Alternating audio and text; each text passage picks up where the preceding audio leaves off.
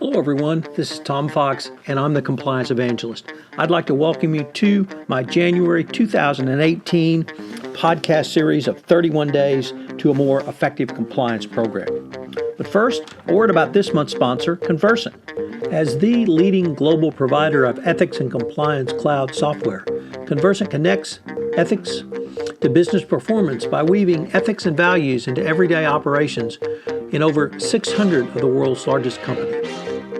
Its Ethics Cloud platform provides a suite of applications: Conversant Insight, Conversant's Helpline, Conversant Campaigns, Conversant Disclosures, and Conversant Third Parties that gives executives insight required to make proactive, informed decisions about their company's ethical health.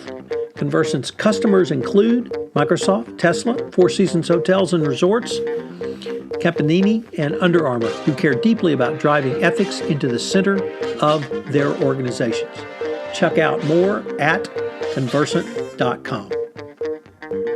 If you have been following me over the past year, you know that I have gone on a one-year exploration of various components of a best practices compliance program.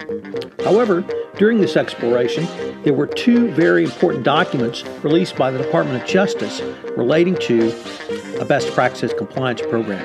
In February 2017, there was the Evaluation of Corporate Compliance Programs document, and in November 2017, there was the announcement of the new FCPA Corporate Enforcement Policy.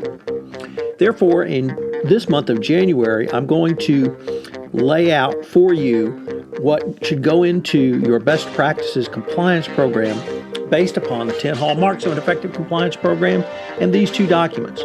Over the next 31 days, I will be exploring the best way to more fully operationalize a compliance program using the most recent DOJ resources.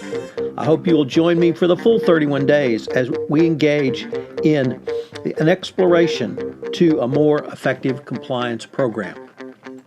31 Days to a More Effective Compliance Program is a part of the Compliance Podcast Network.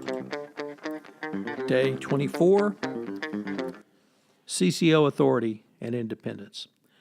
The role of the Chief Compliance Officer has steadily grown in stature and prestige over the years. In the 2012 FCPA Guidance, under the Hallmark Oversight, Autonomy, and Resources, it laid out what the Department of Justice and SEC's expectation was regarding the CCO position, and said they would consider whether the company had devoted adequate staffing and resources to the compliance program given the size, structure, and risk profile of the business. This hallmark was significantly expanded in both the Evaluation of Corporate Compliance Programs document released in February 2017 and the new FCPA Corporate Enforcement Policy issued in November 2017.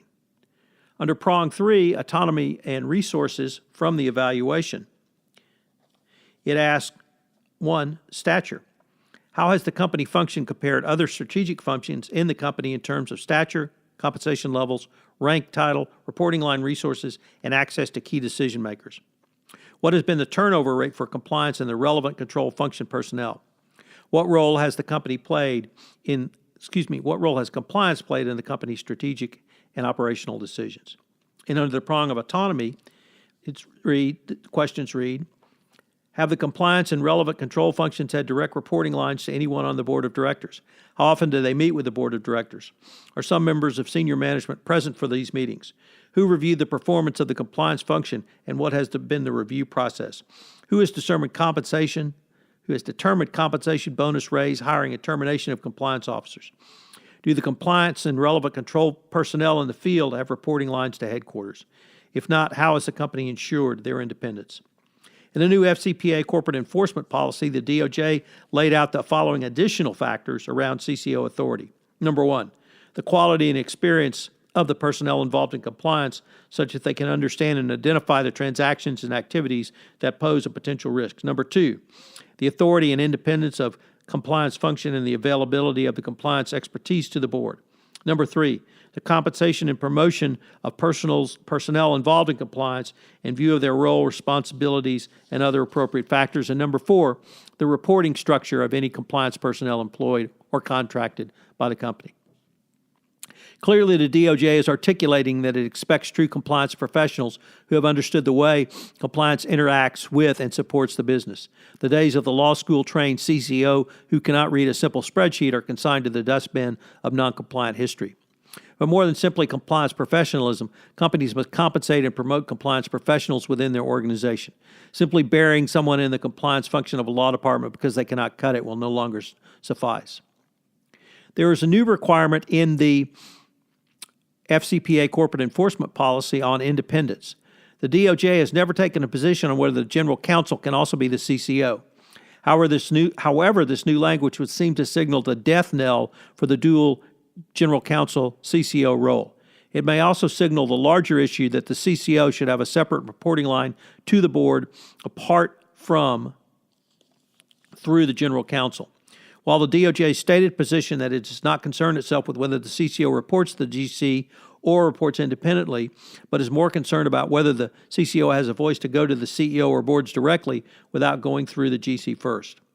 Even if the answer were yes, the DOJ would want to know if the CCO has ever exercised that right. Yet the evaluation comes as close to any time previously in articulating a DOJ policy that the CCO should be independent of the GC's office. Therefore, if your CCO reports up through the GC, you must have a demonstrable evidence of both CCO independence and actual line-of-sight authority to the board. Mike Volkov has called this change. The new language includes the addition of authority of the compliance function and the reporting relationship of the compliance function to the board of directors. The term authority refers to or reinforces rather the overall trend of maintaining an empowered CCO and corporate governance structures.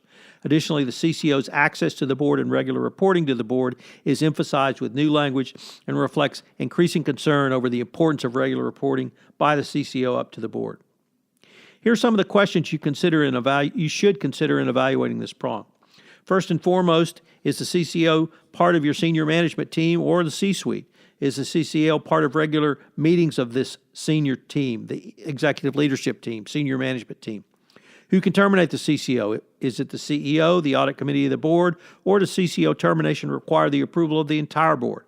Most importantly, could a person under investigation or even scrutiny by the CCO fire that CCO? If the answer is yes, the CCO clearly does not have requisite independence. Additional questions to consider are who can override a decision by the CCO within an organization and who is making the decisions around salary and compensation for the CCO. Is it the CEO? Is it the GC? Is it the audit committee of the board? Is it some other person or group?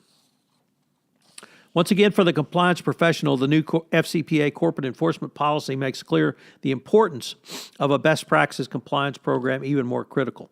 Clearly, the DOJ is focusing more on the role, expertise, and how the compliance function is treated within an organization. Pay your CCO considerably less than your general counsel, you may now better be able to justify that discrepancy.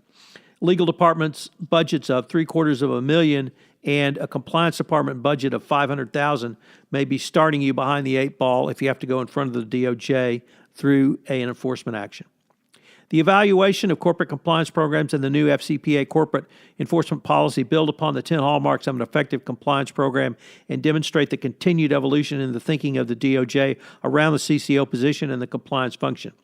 Their articulated inquiries can only strengthen the CCO position specifically and the compliance profession more generally.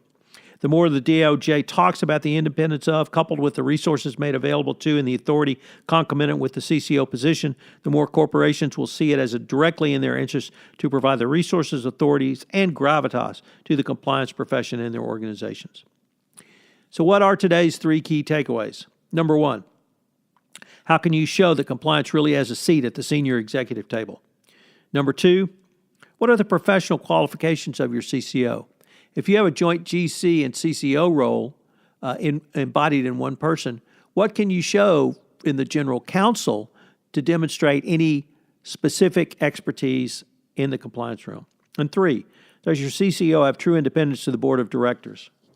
This is Tom Fox. I hope you have enjoyed day 24 of 31 Days to a More Effective Compliance Program, and I hope you'll join me tomorrow for day 25, where I take up the topic of the compliance function in an organization.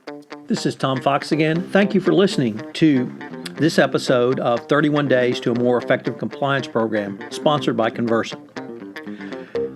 I hope you will join me tomorrow and indeed for the entire 31 days in January while I will be exploring the best way to more fully operationalize your compliance program using the most recent resources the Department of Justice has communicated to us, the evaluation of corporate compliance programs, and the new FCPA Corporate Enforcement Policy.